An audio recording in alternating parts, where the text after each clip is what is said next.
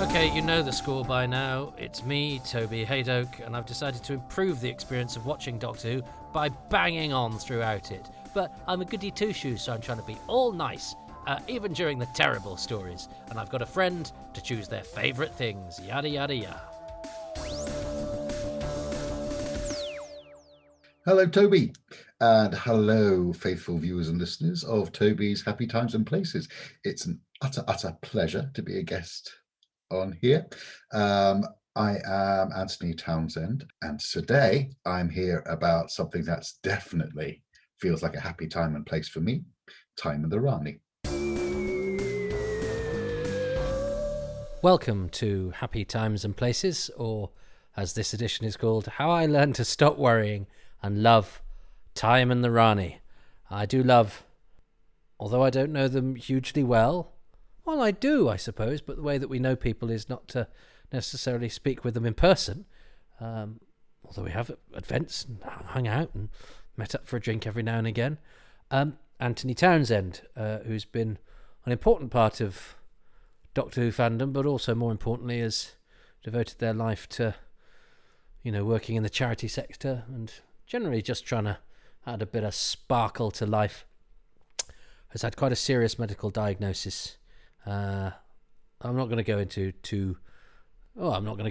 but trust me, and is finding themselves in a position where a little bit of financial support might just help at a very, very difficult time. So there will be a GoFundMe link in the blurb for this, and I'll probably do one as a voiceover at the end as well, if you can give anything, because as you'll see, Anthony is a tonic and has chosen for me Time and the Rani, not one of Doctor Who's most popular hour and a bits, and certainly not in Hadoke Towers, but having watched episode 1 and liked lots of it, but also highlighted why I was very grumpy about it and always have been, I'm now going to go into episode 2 with fresh eyes and a spring in my step, and perhaps a little pirouette as well. So press play on Time and the Rani, episode 2, in 3, 2, 1.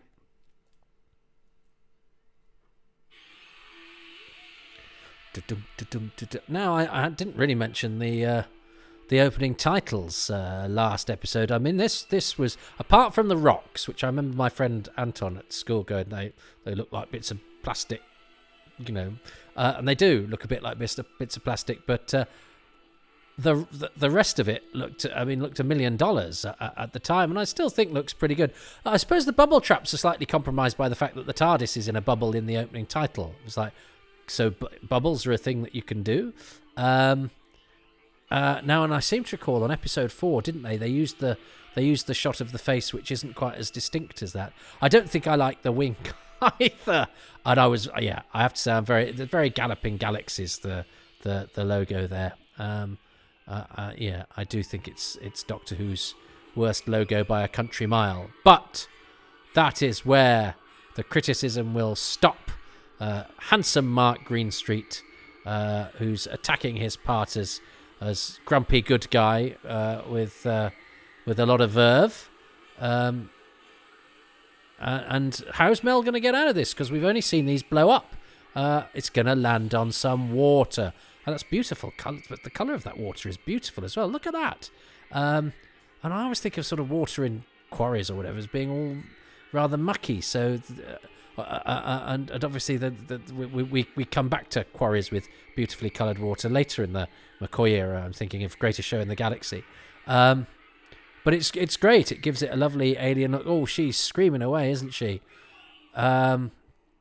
She has to do a lot of It's odd because by this time the cliche of the screaming companion was very much something talked of, and I mean, I remember my brothers and sisters saying that's a great cut of him doing that thing to the explosion. Lovely little cheat, the explosion of what the Doctor's doing.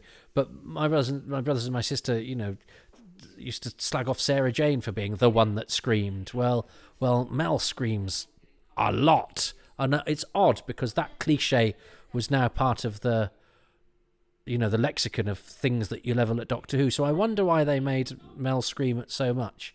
I suppose you have to scream if you're in jeopardy. I suppose you have to. But people don't scream in the same way on television anymore, do they? I don't know. I might be talking out of my hat. I'm not wearing a hat. Because people have to show that they're in danger and they're in jeopardy. But do people scream? I don't know. I don't know if you'd be allowed to as much these days. But it's hard. It's hard to show, peril, jeopardy, especially when you're acting to nothing. But she was screaming quite a lot.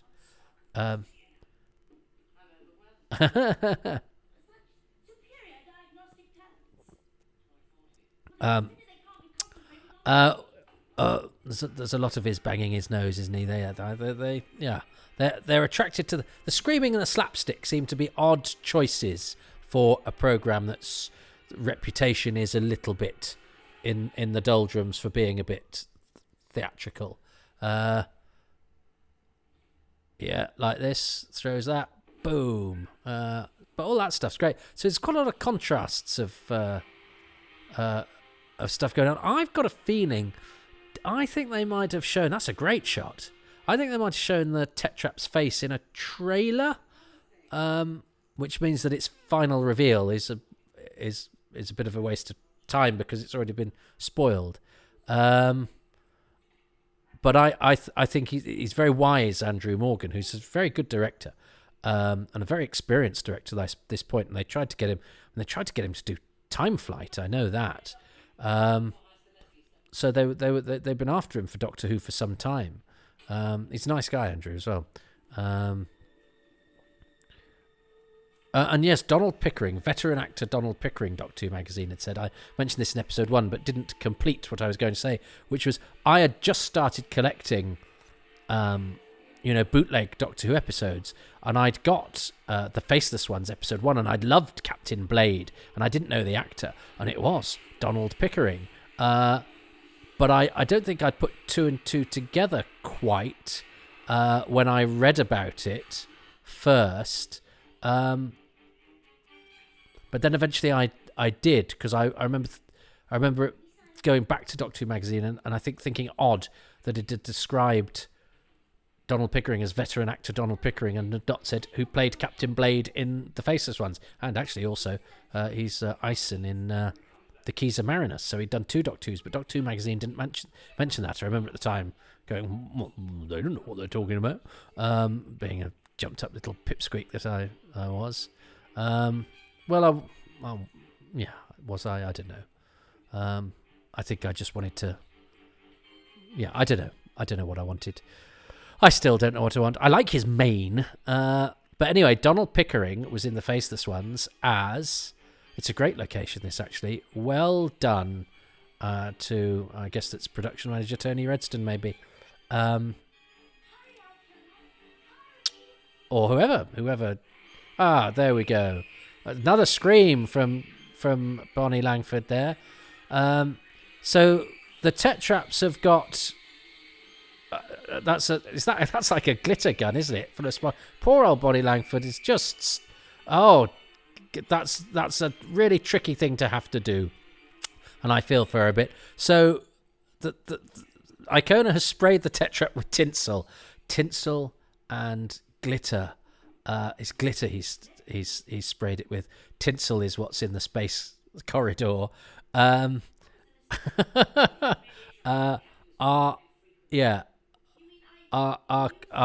curious ways of, well, they're ways of suggesting space and futuristics. But the Tetraps are interesting, aren't they? Because they're obviously sort of bat-like, and they've got that nice idea of the sort of 4 eyes, so they can see at 360 degrees, which they then try and suggest with the sort of clever, the mix of the camera and then the melding and the picture, forming on whatever they're concentrating on. I like that. That's an attempt to do something different. I don't think the masks are hugely successful. They're sort of like bat dogs, aren't they? But but it's an attempt at a scary monster. And they've got those horrible tongue things. You don't often see the monster's tongue unless it's one which has you could see the human mouth underneath. So it's all a good way of getting monsters on. You didn't see many monsters on telly in 1987. That's a great shot. That's a great model effect because obviously that's built into the that's a trick shot because that's not actually there. I love a model. Prefer a bit of a model to a bit of CGI sometimes, But yeah, I think the Lacurtians are a good design because you get the total performance. And I don't know if that stuff on their head is supposed to be a hat or it's their skull. In which case, is the headband part of their skull? But I don't mind that. You have that same thing with the Ice Warriors, where what's the mask, what's the helmet, you did until they decided to just anyway. Latterly, but I quite like the idea that you're not quite sure. Because it doesn't matter so long as it all sort of fits together as a whole. And how do we feel about the question mark jumper? Because his costume is actually great. I love his jacket, and I love the fact that his jacket is clearly full of gubbins. I mean, I think we know now that it's got Sylvester McCoy's sides, isn't it? Which is the small pages of script that you've got for that day. But I think his costume is brilliant. But I'd lose the jumper. And it's funny because some people don't like the question marks on Davison and Baker's collars, but I liked those as a kid. I thought, it's a nice little touch. But it's almost like somebody went, we quite like that idea, so now let's go bananas with it. And it's been said probably better than I'm going to say it now, but there's nothing like emphasizing how enigmatic you are to do the complete opposite of being that's a contradiction in terms, and forced eccentricity is self-conscious eccentricity is not eccentricity, it's being annoying, as any grown man who says methinks my liege in a normal conversation in a pub set these days, you're not eccentric, you're well, I'm not going to cast aspersions, but yes. Wanda Ventham, Cumberbatch mater, who was in The Faceless Ones with Donald Pickering, and in fact was great friends with Donald Pickering. And in fact, I think Donald Pickering is the godfather of Benedict Cumberbatch, who is Wanda Ventham's son. And I was at university with Benedict Cumberbatch. He was a little below me, but we hung around in the same circles. Well, what happened was I was mates with some people a couple of years below me, and we all did plays together. And then, but when I finished, Benedict Cumberbatch came up under them, and when I finished the sort of parts in the plays that I used to play, he played. So he was my sort of replacement. I've never got to be sub for Cumberbatch, so the roles were never reversed. I just wasn't. I've never even been on the same team, but he was a fine actor. He was an excellent actor even then. And he actually befriended me on Facebook when he was on it, which I thought was very nice because we didn't know each other particularly well. We sort of knew who each other were. Real tears from Wanda Ventham. See, he's of good stock. You don't see real tears in classic Who very often, and there's a real dignity in the proper acting that Wanda Ventham does there. And yeah, Wanda Ventham and Donald Pickering were mates. So it's quite nice that they're in The Faceless Ones and in this. Wanda Ventham is on the Image of the Fendal DVD, which was one I know they struggled to get people for the commentary of the documentary, and yet she's not on the DVD for this. I wonder, I haven't watched the special features. I don't know if they managed to get her for, did they do any extra documentaries for this? But we couldn't get her for The Faceless Ones, which is odd because she's always somebody that I know has cooperated and happily given interviews for magazines and stuff. So and she was also friends with my friend Del Henney, who was she was in a thing. Well, there was a time when she was in a thing with him called Fallen Hero, but there was a time when Wanda Ventham was, the TV leading lady, the Lotus Eaters. She's an absolutely beautiful woman with stunning eyes, and she's a good actress. And she was in so much. She was the Gold Robber. She was in all sorts of stuff, and deservedly so.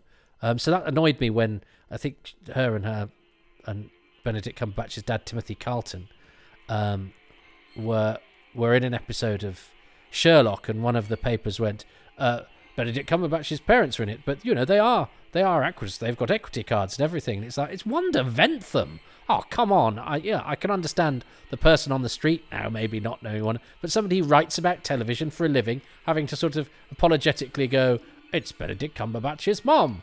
The Rani has just then been hoisted by her own petard, because that was her disguised as Mel, wasn't it? The disguise was too good, which is quite a funny switcheroo. The music's gone into this is a comedy scene mode again, but this is this is all stuff that you could sort of get away with if it was done on stage.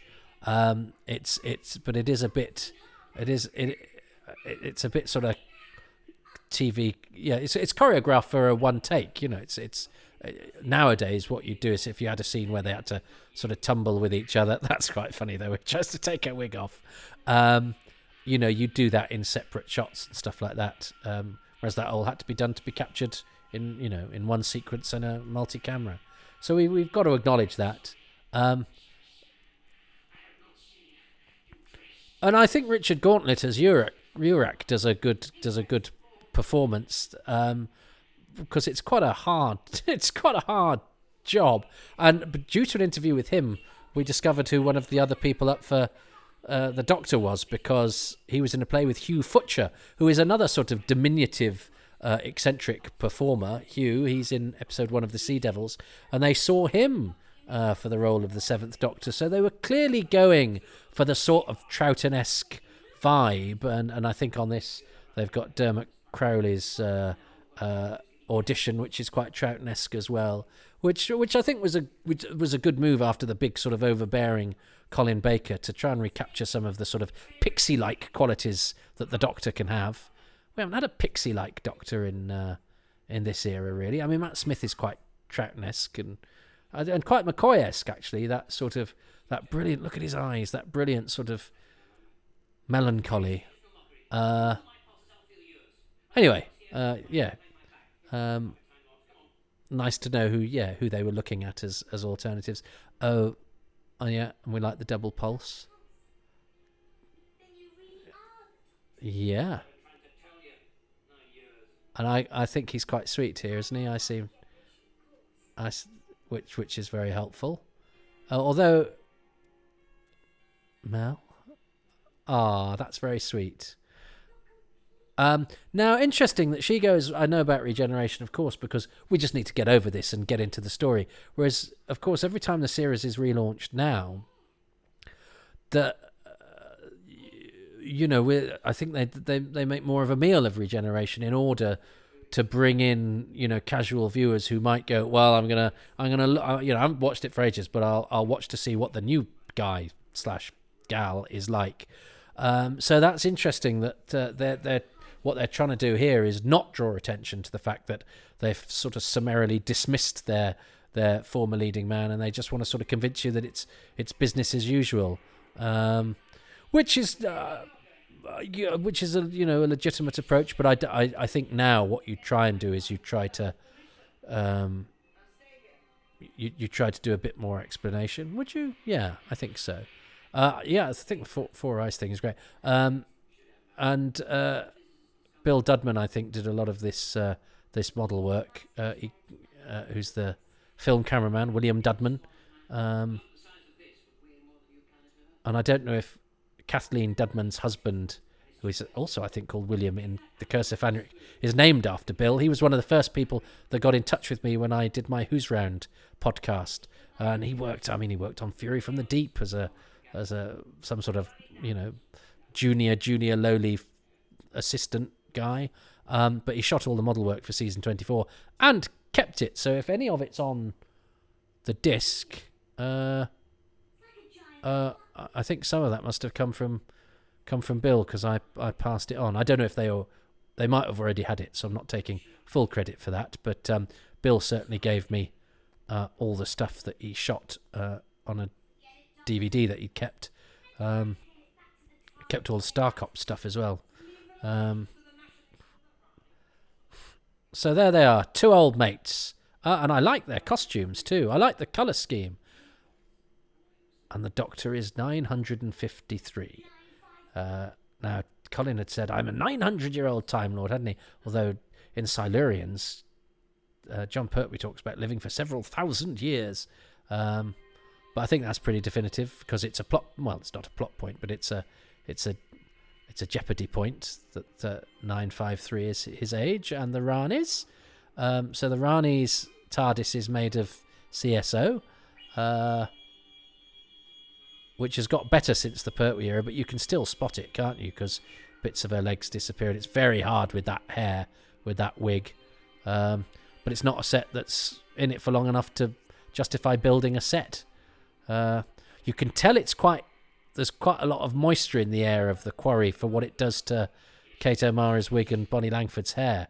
Bonnie Langford's hair, by the way, is amazing. Look at that. That's incredible hair. I don't quite know how she keeps it under control, because I've known women with hair, and it takes some wrangling, but especially of that volume and that curliness.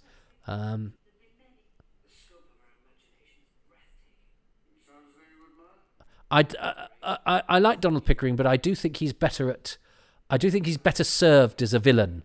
But he does a perfectly good job as Bayes here, but he has that sort of that Britishness that he has, that sort of quite clipped delivery that he has. I think makes him particularly good. I think he's brilliant as Captain Blade and he's very good as Ison in Keys Mariners. But Captain Blade in the Faceless Ones is a superb study in cold villainy. I love we've just seen the Rani go into a base, which, to add to the glitter gun and the space tinsel, has painted blue rocks outside, because we've got some rocks. How do we make them space rocks? Spray them blue. There's a lot of stuff like that I quite enjoy, even though I don't think I should. So the idea is that the Rani is collecting lots of geniuses, and I quite like that, because it means you get the cameo from Einstein, which I think is quite sweet. I wonder if they considered getting Patrick Moore or David Attenborough. That would have been it would have been awful, but it would have been nice in retrospect. I can't even remember what the cliffhanger to this episode is. Oh yes, I can. It's doesn't he go into the Tetrap place? Yeah. She's still. I'd forgotten she'd dressed as Mel for quite this long. Does she stay as Mel for the whole thing? I don't think she does.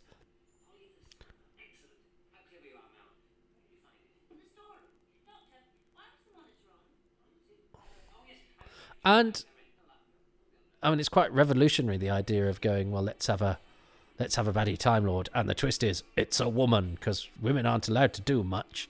But actually, this has got quite a high female quotient in the cast. He was handsome, wasn't he, Donald Pickering? I know. I had his autograph once on a theatre thing, and I think my mother cleared it away. I had some theatre programmes with stuff that had been left behind for me by a friend at the Grand Theatre Wolverhampton. I had him. I had Dursley McClendon. I had a couple of the guys. I had Carl Forgione from Ghostlight, and they were all in a drawer in a desk, and I think my mother cleared them out, because I don't have those anymore, which is very sad for me. But I haven't lost too many things over the years, because I like to think I get paranoid about losing things. That's great, and the lighting there is very nice. The lighting suddenly got much better. In fact, the lighting should be at this kind of level all the time. It would be better. She's game there, Kate.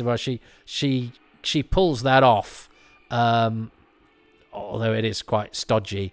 And this is the cliffhanger, because and this has been nicely set up because we've seen that sort of whatever it is, and it looks a bit like sort of gooey blood coming to feed the tetrap. So this has been nicely signalled. So we know this is some sort of dangerous place, and they look great hanging upside down. I remember they were on one of, was it the original Target cover? Was just them hanging upside down in a photo, and I think there was a kind of we're not. That's come on. This has got a new Doctor and the Rani in it, and you've just grabbed a photo of the monsters. Did they ever use that? I think it may have just been an original try that was then rightly vetoed. But they're great. That idea of having, and they look good. They look like bats, and I think monsters that are based on things we sort of understand the biology of. It gives us a little bit of an in, and it makes them sort of convincing. Yeah. And that's quite nicely shot. Yeah, I'll take that. There we go. Am I enjoying Time and the Rani enough? Which, remember, I mean, and it's difficult as well because most of the stories I'm watching for this I've watched relatively recently because I watch Doctor Who all the time. So it's really odd watching one I haven't seen for at least a decade. Tony Redston, the production manager, died recently, and Fagetta I interviewed for I think her first credit was on, well, not credit, but her first time on Doctor Who was the Macra Terror. She did a lot. I liked her. She was a very nice woman, and yeah, I enjoyed her. She's on a Who's Round if you want to check it out on my Big Finish Who's Round podcast. Jeff Powell, we've never found Jeff Powell. I know he smoked a lot because I think he drew a lot of his designs on the back of Benson and Hedges packets. So I'm pausing that, and I'm going to see what have I just paused? Oh, I've just paused Netflix. Right, hang on. Right. So, what is Anthony going to say about Time and the Rani Part 2? So, before I go over to Anthony, my favourite thing about Time and the Rani Episode 2 is...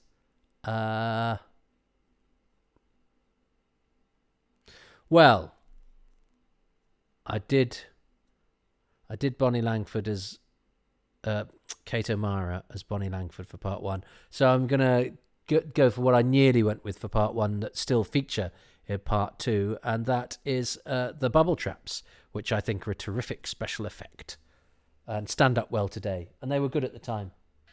Okay, so Mr. Hadoke has just been enjoying himself immensely through Part 2 of Time and the Rani.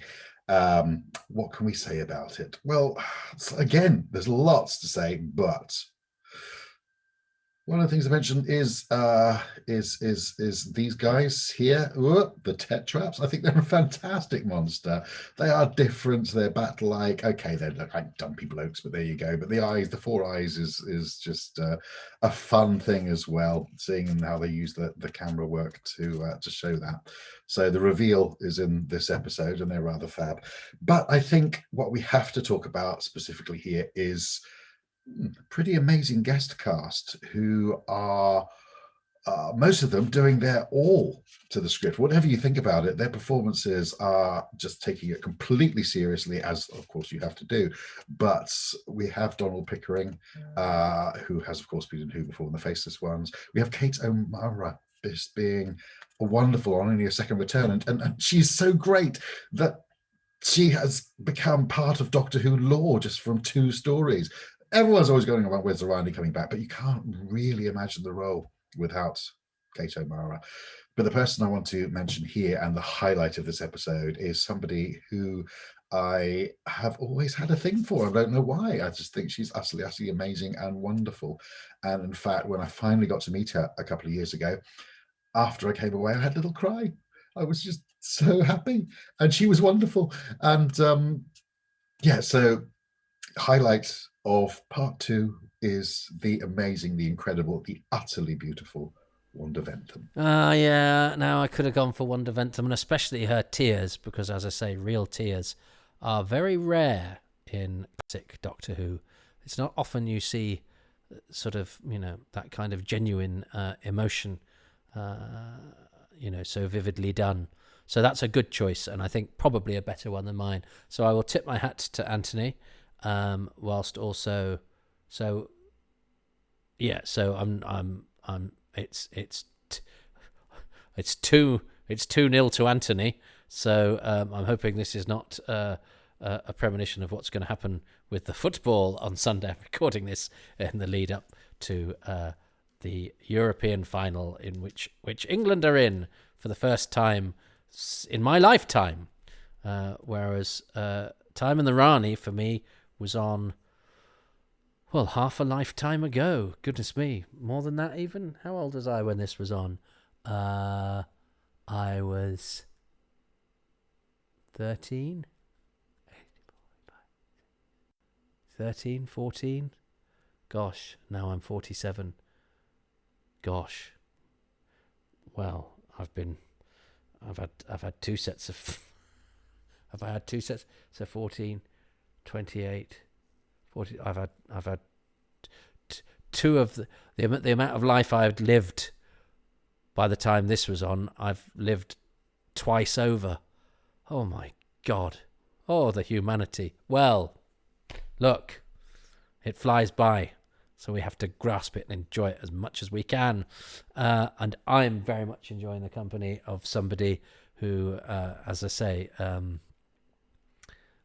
always injects a bit of positivity and joy into everything.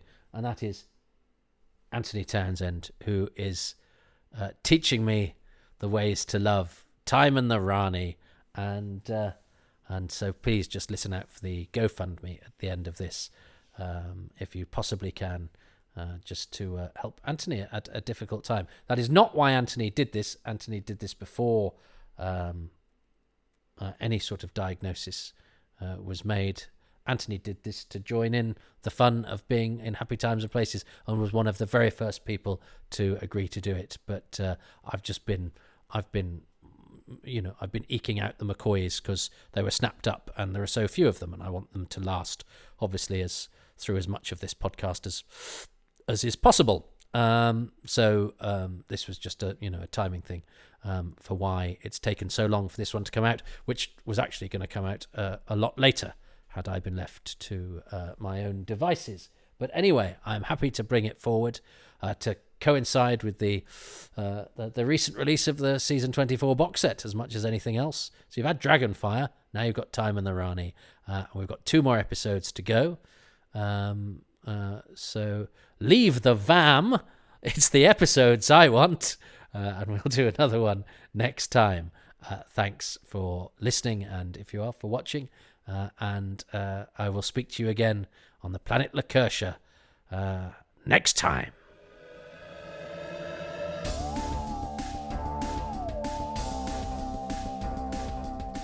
Thank you so much for listening to Happy Times and Places, which is presented by me, Toby Hadoke. And I'd like to flag up my very special guest, Anthony Townsend, who is on Twitter at Antoine Fruit.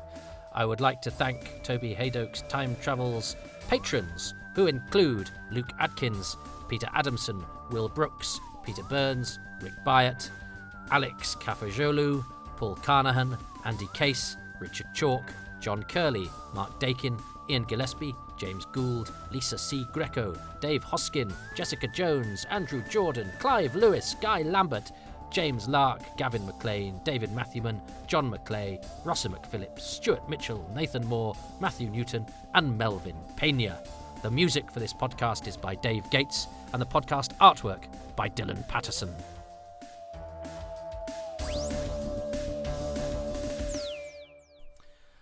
dear Anthony is unfortunately very poorly at the moment, and a GoFundMe page has been set up to provide assistance. You can find that on GoFundMe. It's called A Small Hand for Anthony. Anthony is with no H and with an I instead of a Y. Antoni.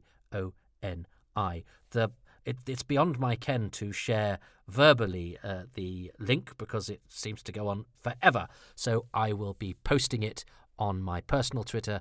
Hadoke Podcasts is the Twitter for Toby Hadoke's Time Travels. Toby Hadoke is the Twitter for me, but I'll be posting it on both of my Twitter feeds and in the literature and blurb for this podcast. And look, I know times are tough, but even a small amount from everybody accumulates into a large amount from us all.